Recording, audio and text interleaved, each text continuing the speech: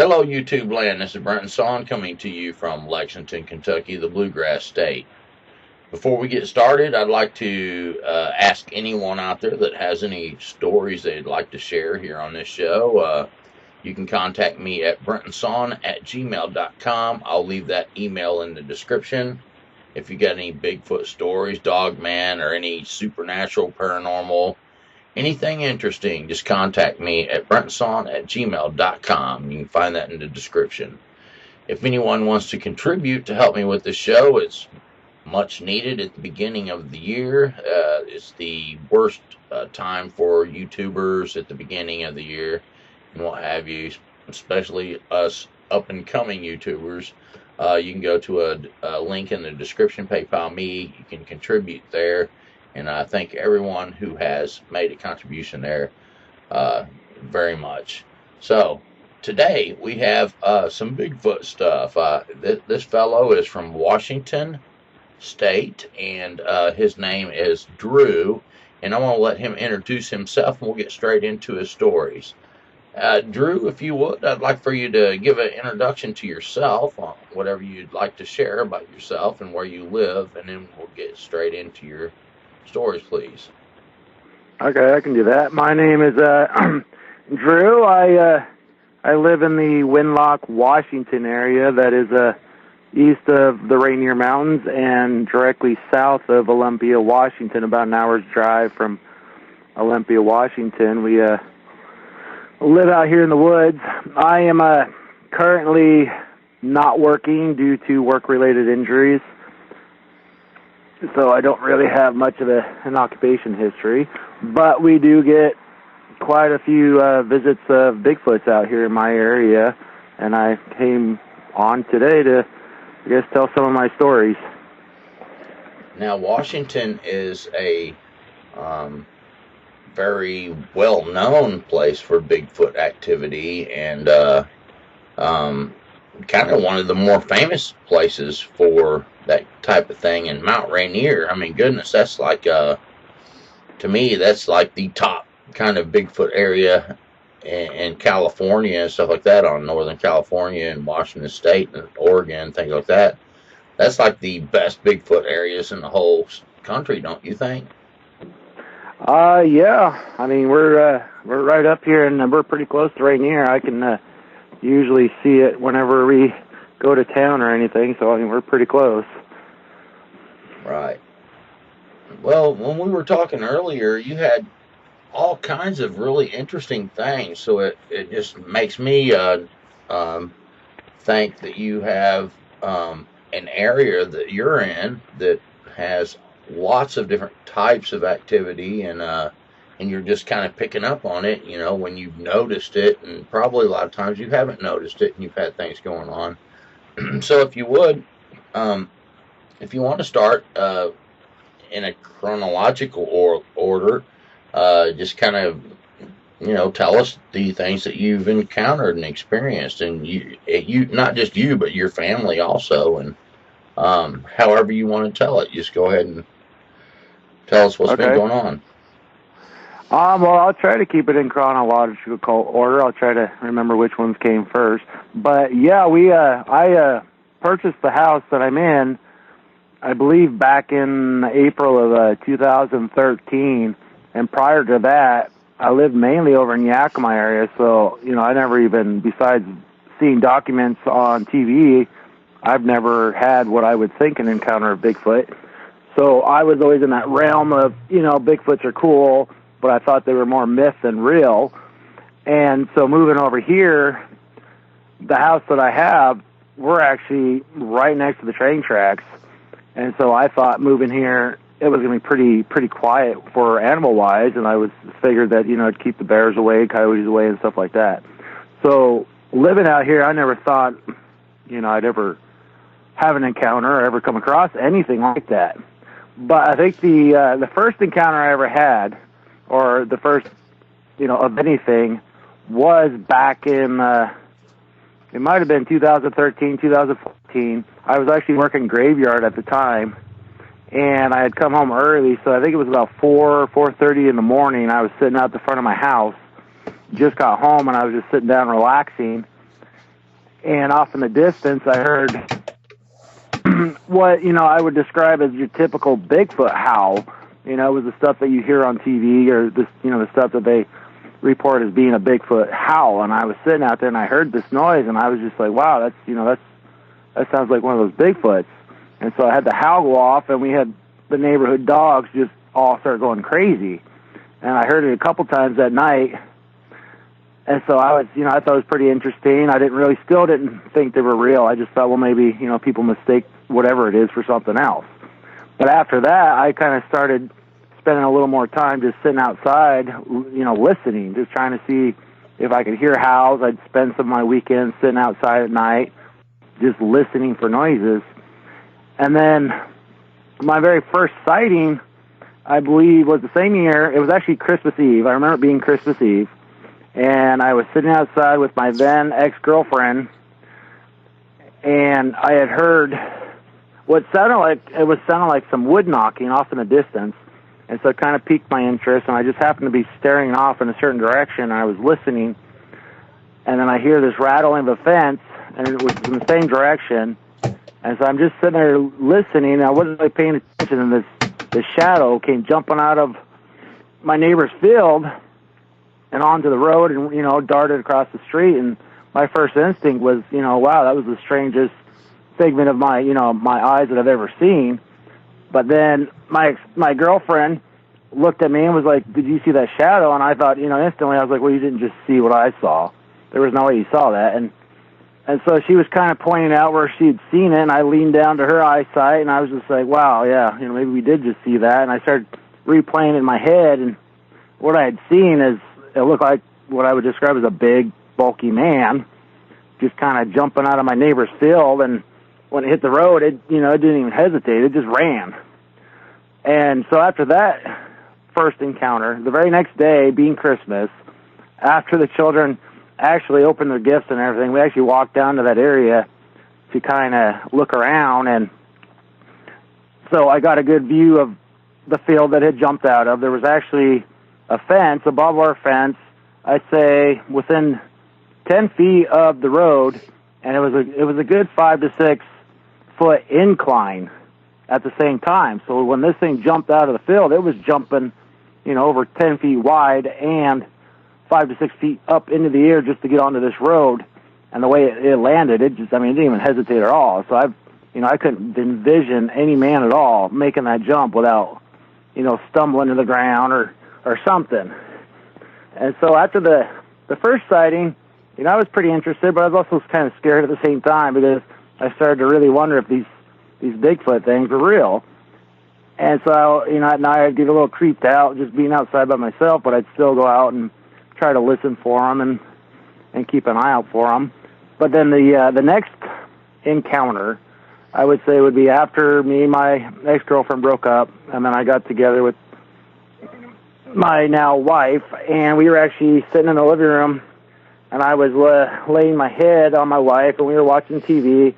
I can't quite remember what we were watching, but my wife kept looking back toward the kitchen, and then after a few times, I finally was like, what are you looking at? And she had described something about a shadow, and at first she thought it was just like a shadow of, maybe the kids were going to come around the corner or something, because she saw this dark figure. And I got up, and I was trying to figure out what she was talking about. And when I got up in the kitchen area, she was like, no, it was right here in the window.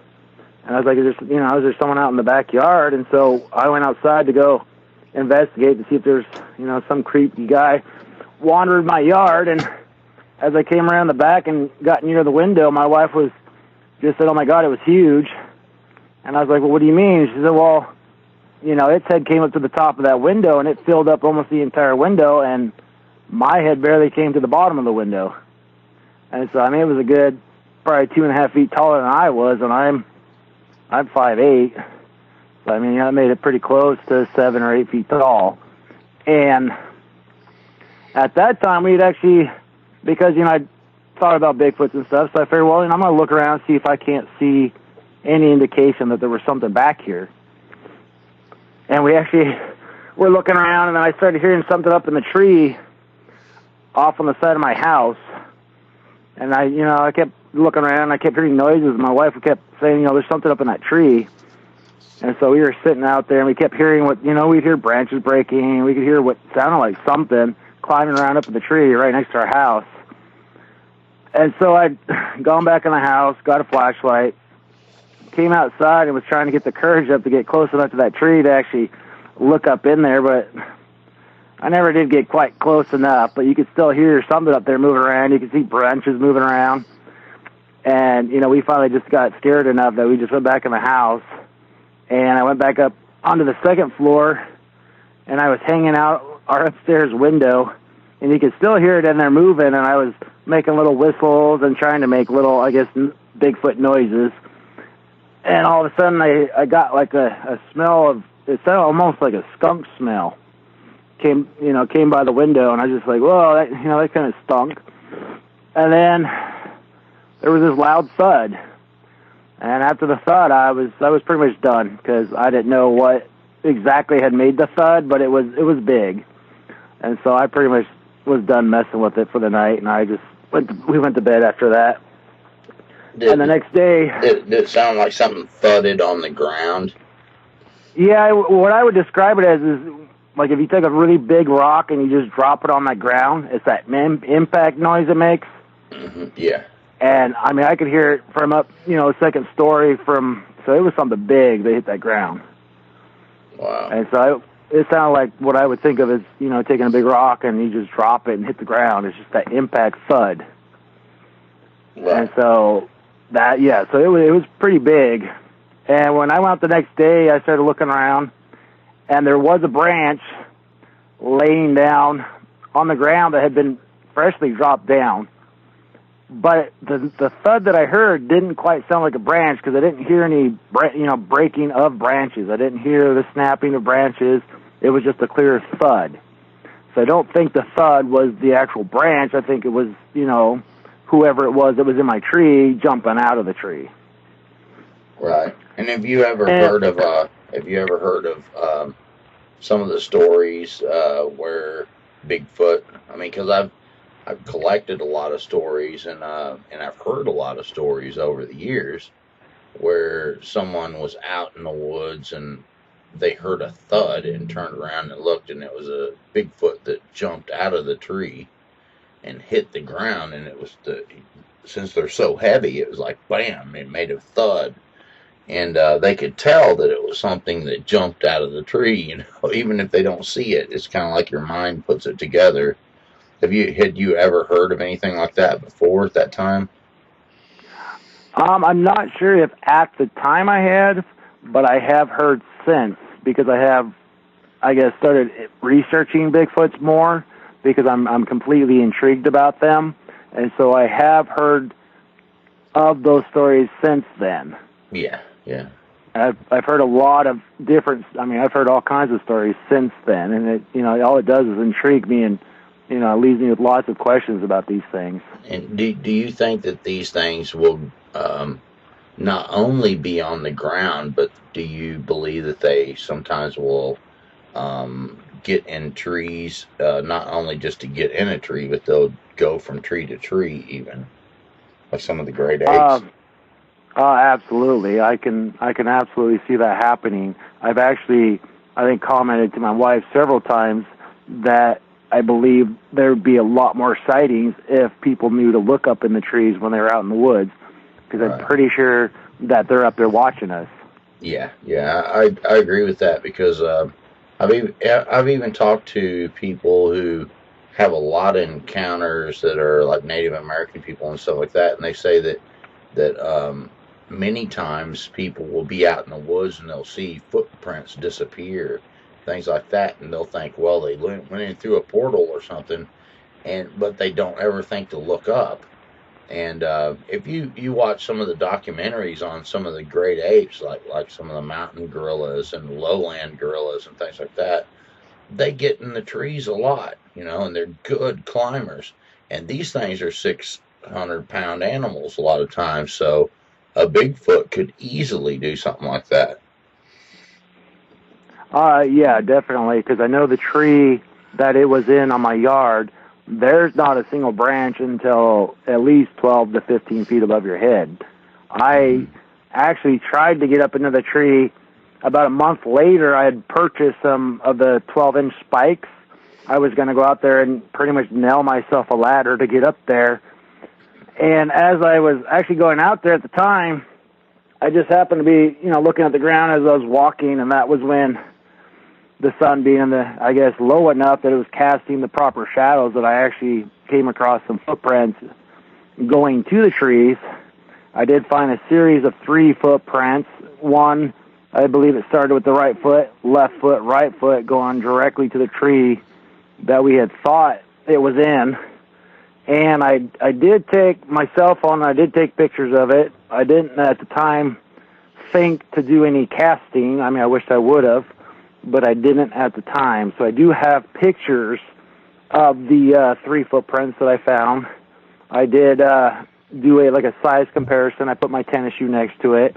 I also measured them out, and they were 5 inches by 15 inches, all 3 of them. And, like I said, they were going straight to this tree, and for this thing to have gotten up that tree, yeah, it would have to be one heck of a climber. Yeah, I think that the ground that you had there from when we were talking earlier was really hard ground, so it wasn't leaving much of a print at all. But the way the sun was shining, you could kind of make out that there was something that had left a print there. Is that correct? Or well, the ground it was on was pretty much under evergreen trees. I could not leave a footprint whatsoever. The footprints themselves, yeah, because the sun was at the right angle, it was outlining the indentations of it, and so you could actually see it more. And so I had stopped and looked at it, and I said, well, I was thinking to myself, well, that kind of looks like a footprint. And when I knelt down to kind of look at it, you could actually see distinctively the 5 toes where it had pushed into the ground as it was going forward. And I was like, yeah, that's definitely a footprint. Did they show up in the pictures any? On the pictures, you can see the indentation, but you cannot clearly see the toe prints. And I was kind of upset that you couldn't see those toe prints because that was, the dead ringer, that they were definitely footprints and not just an indentation in the ground. Yeah. So, I mean, it'd be kind of a waste of time to try to present that evidence.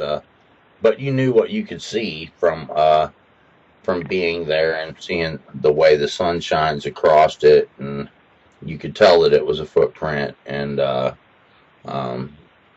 that was good evidence for you. To know that you're seeing something there that is there.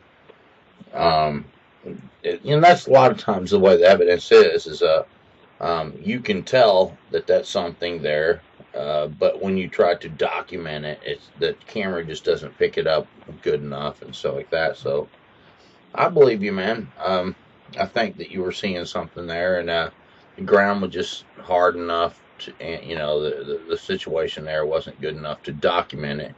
If you had to try to cast it, it probably wouldn't have cast it either. No, probably not, because there was a couple branches, like the best footprint, there was a couple branches going across the foot and everything. And, I mean, even the footprints that were there, I mean, they might have been maybe half an inch deep.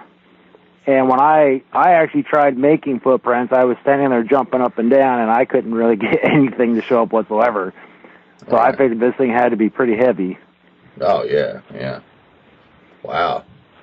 And was it getting in the tree to look into the windows? No, I think because when I had noticed my wife turning to look toward the kitchen, I sat up. And when she turned back, she said that, yeah, when I sat up, it was gone. And so I think that when I sat up, I kind of startled it, and it kind of ran to the tree. I figured because it was, my wife kept looking at it, so it was probably aware that we knew it was there. Was the tree close to the house? The tree, the one that it went up to, I would say is anywhere from 15 to maybe 20 yards away from the side of the house. I mean, it's within a rock's throw. It's pretty close. So it wasn't going up the tree to get on the house or anything like that? No, I mean, it would have had, I don't think it could have jumped that far. Yeah, right. You would have heard it. Okay, I was kind of wondering, but maybe it was just going to the tree to hide. to not. Yeah, I think it was going to the tree to hide, because I mean, that's what I would have done. You know, if somebody saw me, and on this side of our yard, I think we got 5 trees sitting there. So I mean, there isn't like a lot of trees on this side of the yard. Mm-hmm. And so I think it pretty much went up there to hide, because I guess it figured we would not have noticed it there. Right. Wow. Interesting. So you got lots of other good stuff. So let's go to that. Oh yeah, we got lots of stories. I mean, one of my favorite ones, only because it was during the day, and my wife and my younger son got to see it, you know, out in the day. There was no doubt what it was. And that actually happened, I'm thinking now it would be almost 2 summers ago. My nephew was over visiting for the summer, and me and my wife were sitting in the backyard by our fire pit. I guess we were just social, you know, talking, chit-chatting, enjoying the fire. And my nephew came out and was asking me about Bigfoots, and asked me what they look like. And so, you know, I gave him the basic description, you know, how, you know, 8 feet tall, covered in hair, you know, dark brown color, stuff like that. And finally I was like, you know, why are you asking? And he said that while they were out in the field playing, he said he saw what looked like a dark shadow chasing a deer, because we have some wooded area on the other side of our property, and he said it was running through the trees chasing the deer. And well, my nephew, he's kind of a little bit of an overreactor, so I didn't quite take him for his word when he told me. So I was like, well, where did you see this? And, you know, so he walked us out there, and I was kind of in the area trying to see if I could find other footprints. And as I was looking around, my wife was standing a good 20 feet back off to the side, and she kept trying to get my attention, and I was kind of so involved in what I was doing, I kind of was ignoring her. And finally my nephew called over to me too, and they were trying to call me over. And so when I came over, my wife said that there was something dark sitting out across this little pond area we have out there. She said there was something sitting out there next to a tree. And at first she had thought it was one of our dogs. And then when it got up, and she's like, yeah, there's something out there. And so I looked out there. I didn't see nothing. And I said, well, you know, go get the kids. I said, go out to the tracks. Because I figured, you know, I was going to go in after it, and it was either going to run toward the road or it was going to run toward the tracks. And I was, you know, putting my bet on the fact it would go to the tracks, because there's a lot more wooded area out that way. And so I gave them a few minutes to get out to the tracks, and then I took my nephew, and we headed straight in, because I was darn certain that I wanted to see one. I wanted to see it during the day, not at night. I wanted to see this thing. And so we went stomping straight in, across the pond area, came down around, and once we came out the side where the tracks joined up, I came out, and I actually had startled my wife and my son, and they were just kind of sitting there with this weird look on their face, and I was like, well, what's going on? They're like, we just saw it. And I was like, really? And so then they described, as they were coming down the tracks, my wife initially saw it coming out of the bushes, got my son's attention, and they both described, you know, a tall, hairy person-looking thing was coming running out of the bushes, and when it looked over and noticed them, it got so startled that it actually jumped back into the bushes it had come out of. And so I was like, well, let's go check this out. And we got over there, and I'm looking around, and my son's saying, you know, it was pretty big, and I wasn't really seeing much. But then I was hearing things moving in the bushes, so I knew that something was out there moving around. And so I kept trying to, you know, get a sight of this or something, and we kept having rocks thrown at us. So I would hear them kind of thudding on the ground, and my nephew was getting hit by them, and I just kept trying to circle this thing around and trying to get a sight of it. And finally, I just gave up. I was just like, all right, well, you know, obviously I'm not going to be able to see it. So we headed back toward the house, and we were back sitting in the backyard, and I figured, well, you know, if there really is a Bigfoot out there, which I wasn't still fully believing them, I was like, well, I'm going to go try some tree knocks. Maybe I'll get some some other action. And as I started walking out toward the tree to make some knocks, I heard this loud bang on the table we had back there, and I turned around and I was looking at them like, what are you doing? You trying to mess with me? And they had this dumb look on their face like, we didn't do that. And so I still continued over the tree. I made a couple knocks, and by the time I came back, which, maybe a 15, 20-foot walk, so it wasn't that far away, I came back over to where they were, and we had 2 knocks response out in the woods, the same area we were just out. And I told them, I was like, okay, well, I think there's more than one, because if there's one right here, over here throwing stuff at us, there's no way it got back out there that quickly. So that was one of my favorite ones, because it actually went on for about an hour and a half. It took that long for us to look around, and it was just a lot of weird stuff going on that night. So that one was still one of my favorites. It also, it scarred my son for life. I'm sad to say that one. He's afraid of the dark now. He doesn't like to go outside. He doesn't go to the woods by himself anymore. So, I clearly know he saw something, because he didn't used to be like that, and now he won't go out there by himself. Right. Did he describe it to you any more than what you were just saying? Big hairy bipedal something, or? Well, he said that it was big. He said it made me look like a kid. He said it was all covered in black hair, and he said it had a weird, almost like a pointy head. Yeah. And he said its head almost came more to a point. And so I actually went online, and I started pulling up different types of pictures of Bigfoots. And the Patterson one, he said it was pretty close to that one. But he was saying that, it had this pointy head, almost like a caveman is what he's trying to tell me. Right. But he said it was just all black. Yeah. I think it helps them hide, don't you? Being so dark, they can go back into the woods and they can blend just so well. Yeah, I think it does, because, being a single color, or even a color that's going to blend very well in the woods, when we were out there looking around, you could hear that it wasn't that far into the woods, but it was just staying where we couldn't get to it. So it would stay on, the other side of the bushes until we would walk around, and then it'd be back on the other side throwing stuff at us. And it was almost like it was almost like playing with us. And so I just thought it it didn't seem to want to hurt us, and obviously it realizes we're not trying to hurt it either, and it was just kind of messing with us, and they're throwing things at us and circling around as we're trying to circle around. So it still remains to be one of my favorite encounters that we've had, right, just because of all the things that happened that day. Right. Hmm.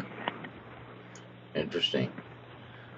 Now, you've had others that had the whistling and things like that going on, haven't you? Yeah, we've had whistles. We were putting in some duck pens here in the backyard. Me and my nephew. They seem to like my nephew for some reason, but we were out there, and I kept hearing whistles. And I'd look at my nephew, and I'm like, why do you keep whistling? And he's like, it wasn't me. He's like, I thought it was you.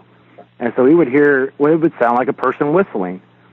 And this was actually another one of the encounters we had, because that very same, within even half an hour, we were still out there, and we had just gotten done, and my nephew was over there cleaning off his shoes, and then all of a sudden he looks at me, he's like, will you stop throwing stuff at me?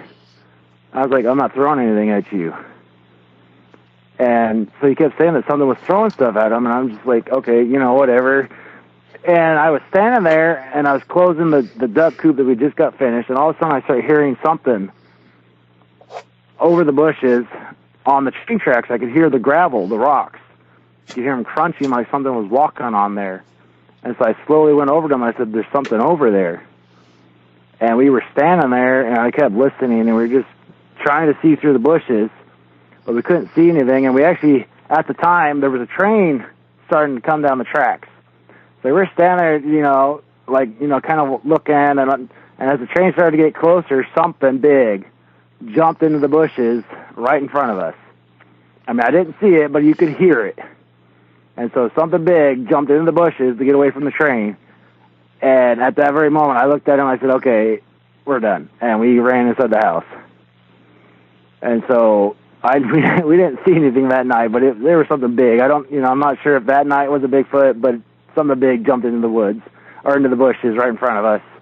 But we've also had other times there's whistles. I've had whistles when I was out by myself.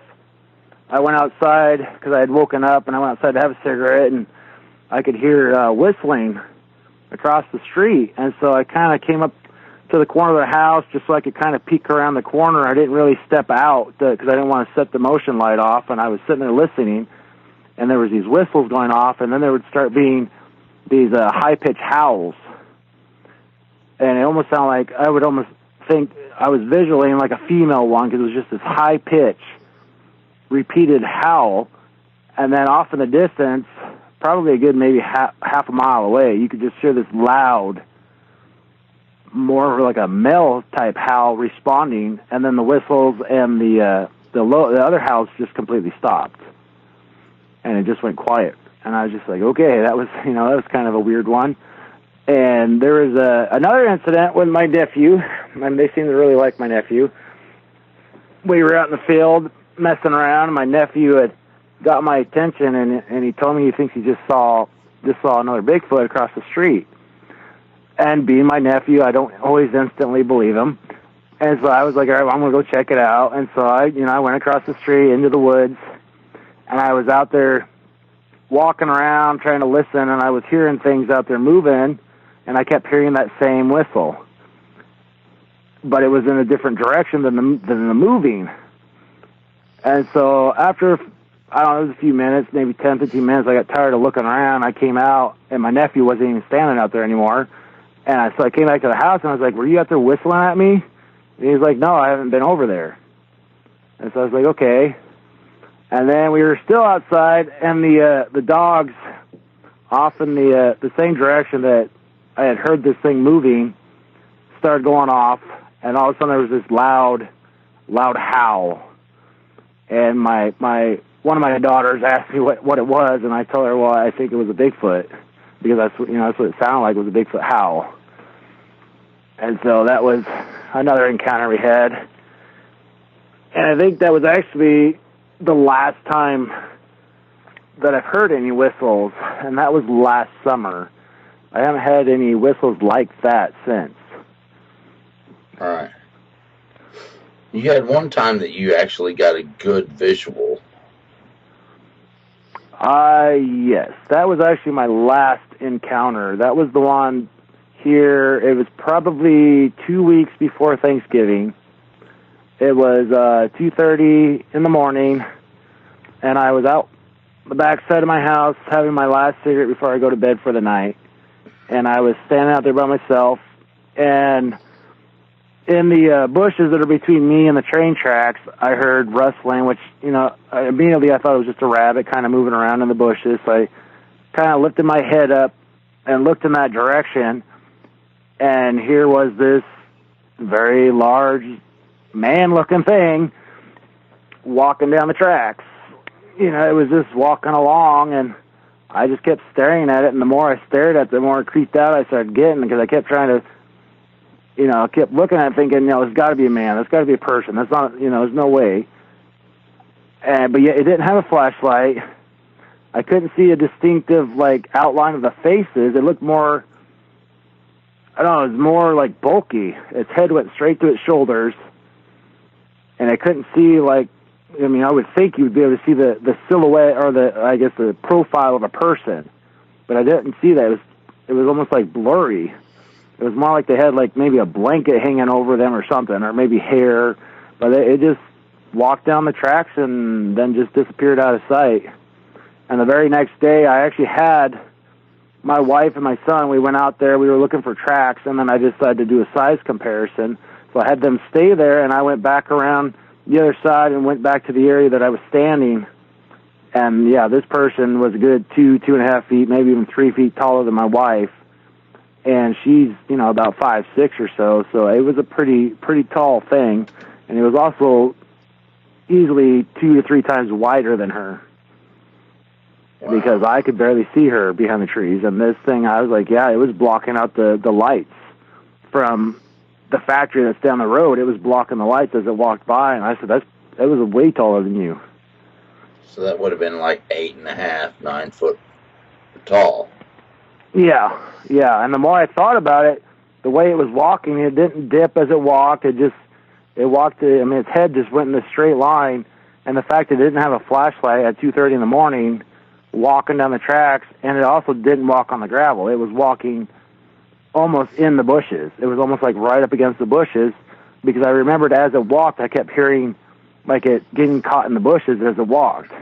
And I was like, well, why wouldn't you just walk on the gravel road that's right there next to the tracks? And so just a lot of the way that it was walking, and just the no flashlight, the fact I couldn't make out a coat, I couldn't make out actual clothing, I was just like, you know, it had to have been a Bigfoot. Yeah. It was just too darn big, and it was just, you know, it just was off. It was not a person. Right. And, you know, in the area that you're in, that's Bigfoot country up there. Sounds like you've got an area that a lot of them come through there. Yeah, I think they pass through. I haven't noticed anything where it seems that they are staying in the area. It seems to be just a lot of passing through. I mean, because we don't get, like, where you get continuous interactions like day after day. You'll just get one here, and that's typically it for a little while, and then you'll get another one, and it's, you know, it isn't like continuous. There's seems to be more activity during a certain time of the year than there's others. Right. And the one where it was chasing a deer, that was your cousin that saw that? It was actually my nephew. Yeah, my nephew, he came and stayed with me for almost a year, but at the time he was just visiting. But we've noticed that they seem to like, I don't know, they seem to be drawn to him, because they like to throw things at him more than they do the rest of us. Huh. It's interesting. But chasing a deer, that's pretty cool, you know, to get a visual of the hunting, and, you know, and did he say it was running on 4s or 2s, or how was it chasing the deer? He said that it was running on 2. And he said that it was so dark that he thought it was a shadow, so he didn't know what he was seeing. But he said, yeah, it was running on 2 legs, and it was chasing this deer. Right. And during that time, was there any wood knocks or whistles or anything like that when that was going on? That was actually the same day that when I had made the wood knocks, it responded back to me.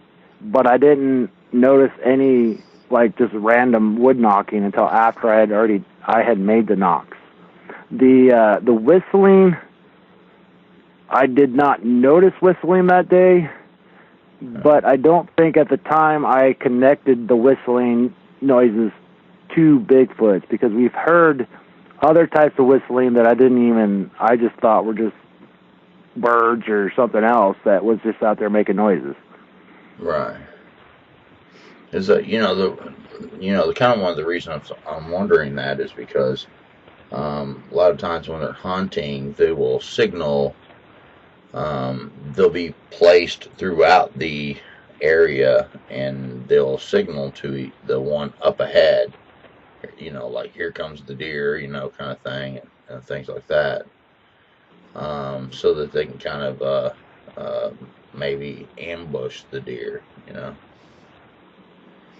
Yeah. But when it's not always easy to, you know, try to gather all that information if you're not looking for it. So, you know what I'm saying? So it might be that you just didn't notice that. But if you saw something chasing a deer, it's not a hunter. You know what I'm saying? Hunters don't chase deers, they shoot deer. You know? Yeah, they definitely don't try to run down a deer like that. Right. And, Wow. all the other stuff we had happening that day, I mean, I lend to believe my wife and what my son saw, and especially since then, the fact that my son is very afraid of the dark, especially outside. He will not go out to the woods by himself, and prior to that, my son was always out in the woods by himself, doing whatever he wanted to. Now he will not go out there at all. He won't camp out in the yard by himself. He won't, nothing. He does not want to be outside by himself. Right. I know whatever.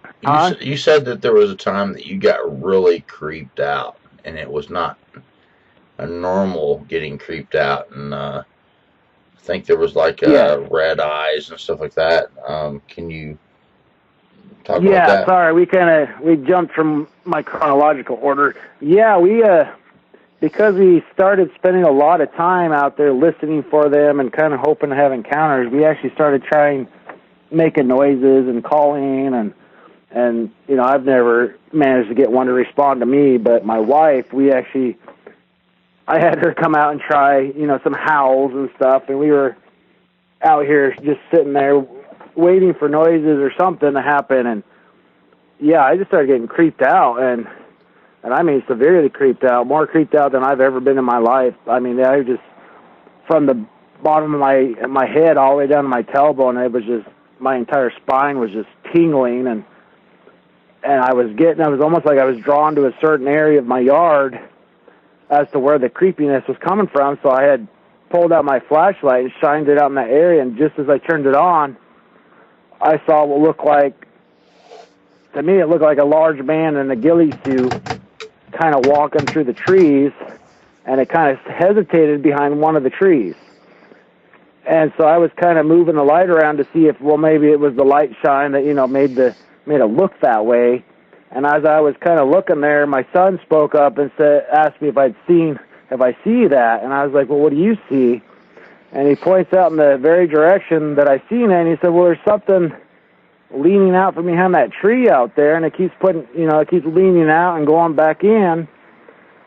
And that was exactly what I was seeing, and my wife was like, yeah, I didn't want to say anything either, but there's something out there. And yeah, there was one other time I got slightly creeped out, but other than that, I've yet to get creeped out when they're around, except for that one. That one, I mean, it was full-on creep.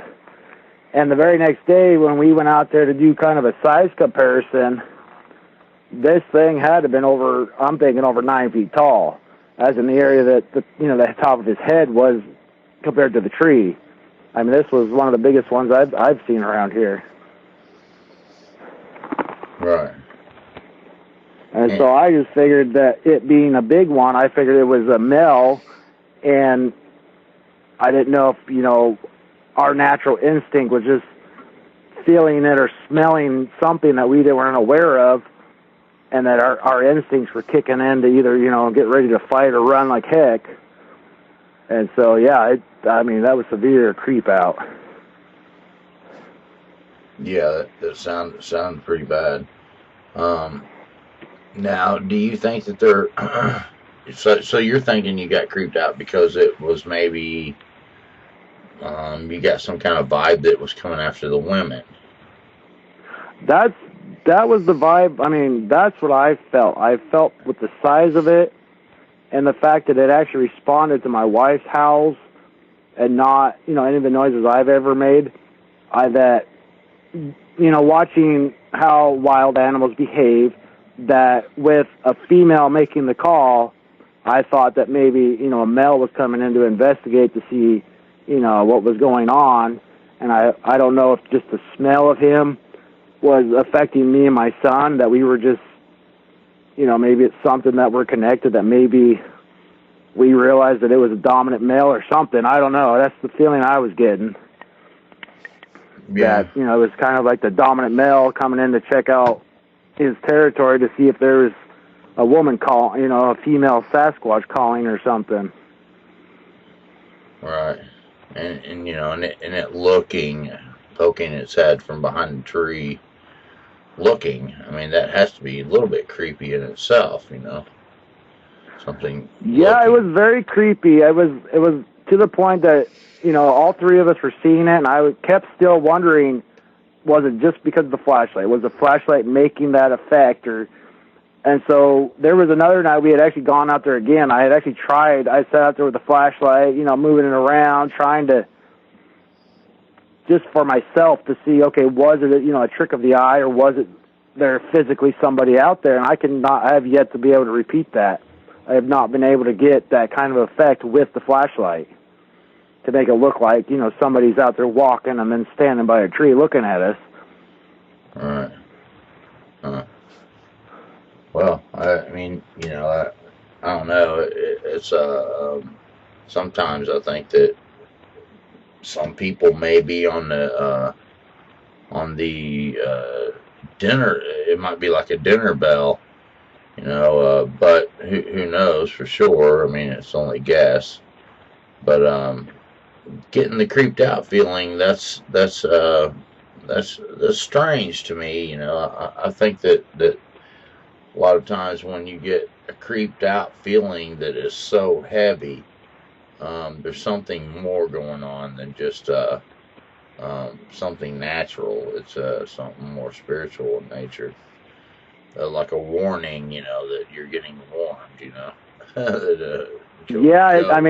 That's completely possible that it might be, some kind of spiritual thing, because, that's kind of, the creep feeling is kind of what you would think of when you're sitting in church and you feel that spiritual coming in and you get those tingles.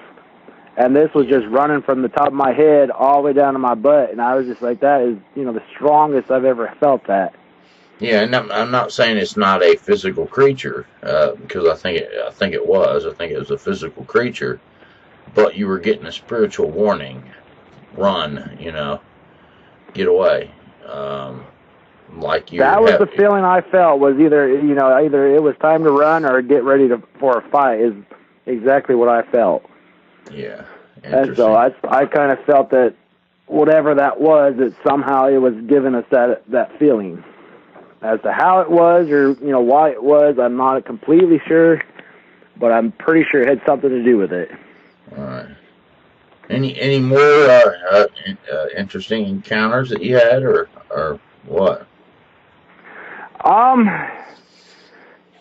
None that were sightings. I mean, we've had more like howls where we've been outside and we've heard them off in the distance. And I've heard one morning when I came home from work, as I was getting out of my car, I did hear, I don't know, it was just this loud, like, growl, bark, howl thing. And the way it sounded, I was like, well, either that's a person or it's something else, because it didn't sound like a natural animal, but it didn't quite sound like a person.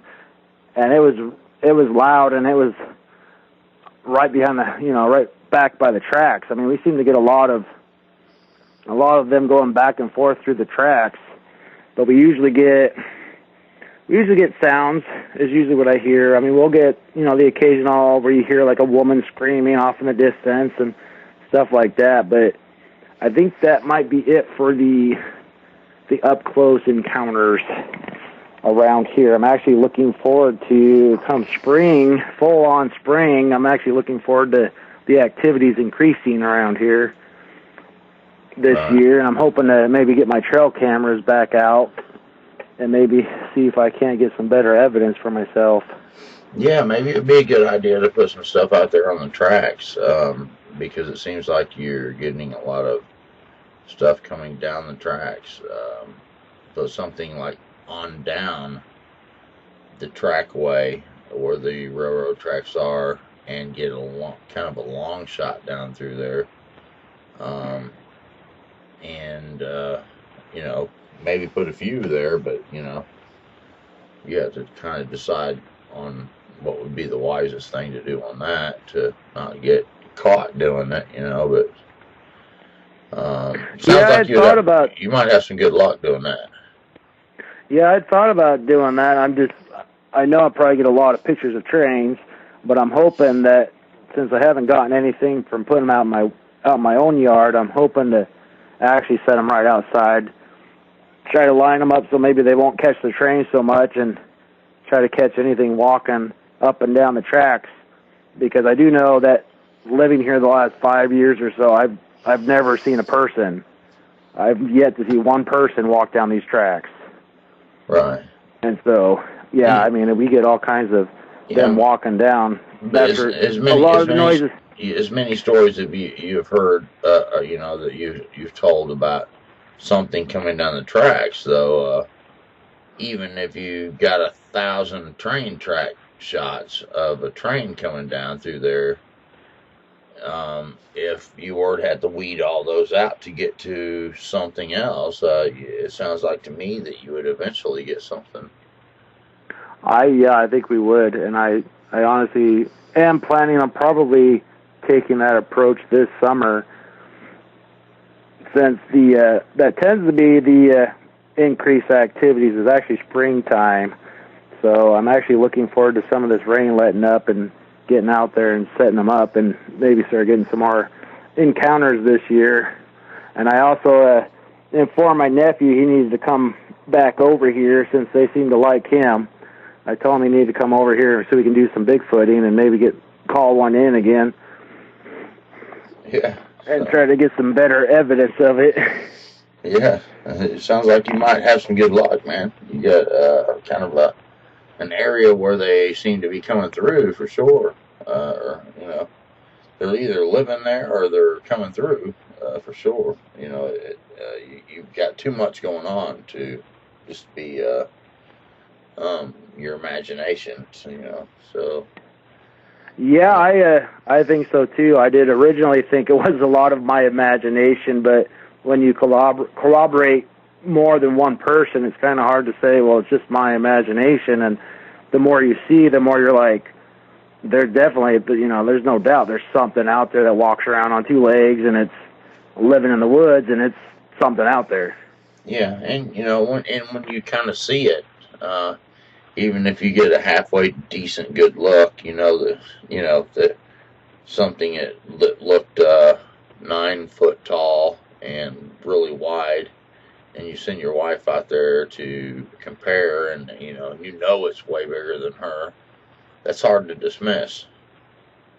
Yeah, I've told my wife that, you know, somebody can try to tell me that it was a person, and so either we have the world's tallest person and widest person walking down my tracks, or, you know, it's possible it might be Bigfoots are real. And so I tell her it's more likely that Bigfoots are real than a 9 foot tall, you know, person of that size just comes walking down the tracks at 2:30 in the morning. Yeah. Well, yeah, sounds good, man. Well, Drew, I appreciate you, man, sharing. Yeah, I mean, thanks for letting me come on and talk about my experience. I'm always enjoy talking about them, reliving them, because I get pretty excited about them, and you know, I love listening to some of the stories on your show. I mean, some of them kind of make me a little afraid to go venturing in the woods, but I'm pretty more excited than scared as of right now. Yeah. Of them. You know, you need to be careful, that's for sure. And but you know, keep me posted on what you find. You know, I'd appreciate it. Yeah, definitely. If we get, you know, any more encounters this year, I'll definitely keep you up to date. I mean, as of the last couple of years, the way it's been going, I'm pretty sure we're going to get something here. Yeah. I'm just hoping maybe I'll catch it on film this time. Yeah, it sounds like you're going to get something if you do it right. That's for sure. Yeah, definitely. I'm hoping. I'd focus on the railroad tracks. I don't care if I caught 1,000 trains coming through. It seems like to me, eventually you're going to get something else. And I would put it on down the track a little bit to where, if I had to, I would be catching something at a distance, and then I'd move the camera around or something like that. But it sounds like they're coming down the track, so. You know, if you got to cut out all the railroad or the trains at first, then it'd be worth to get 1,000 trains if you got one Bigfoot. Yeah, absolutely. That's definitely a good idea. I was thinking just to stick it out there. I didn't think to, you know, aim it on down the tracks. So it's definitely a good idea. So that way you can hopefully get maybe a couple pictures as it's coming down the tracks.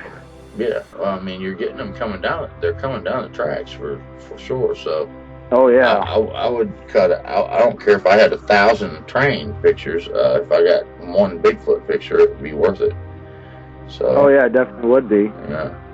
But we'll be talking some, man. You know, I got your number and stuff. I think we should talk, and you got my number too. So save my number, and when it comes time to start doing this, holler at me before you start, if you would. Yeah, I can do that. Yeah, and you know, we'll talk about it. You know, as you make your plan and what have you.